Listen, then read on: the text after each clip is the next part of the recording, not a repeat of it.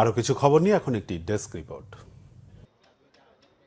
রাজধানীর তেজগাঁওয়ের মণিপুরি পাড়ায় jute diversification promotion centre জেডিপিসি এর 6 দিনব্যাপী বহুমুখী পাটপণ্য মেলা ও ফটোগ্রাফি প্রদর্শনী চলছে।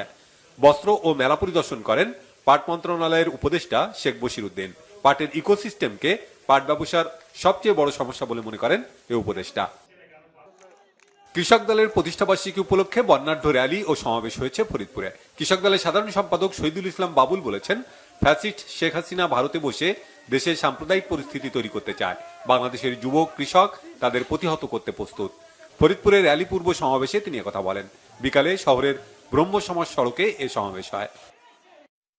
ইন্টারন্যাশনাল স্ট্যান্ডার্ড ইউনিভার্সিটি ISU ফল 2024 সেমিস্টারের শিক্ষার্থীদের নবীন বরণ হয়েছে।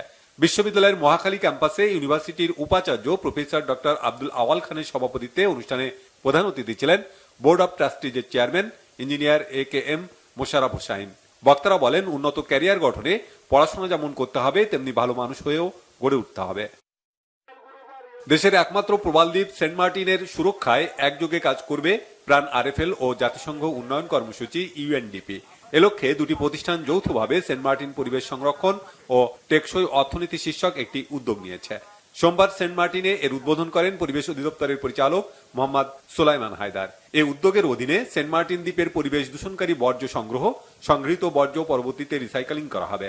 প্রধান অতিথির বক্তব্যে মোহাম্মদ সুলাইমান হায়দার বলেন, সেন্ট মার্টিন দ্বীপে আমন্ত্রিত পর্যটকদের যাতায়াত, অপরিকল্পিত স্থাপনা নির্মাণ, পরিবেশ দূষণ, পর্যটকদের অসচেতনতার কারণে এখানকার পরিবেশ ও জীববৈচিত্র্য হুমকির সম্মুখীন। Banglavision news desk.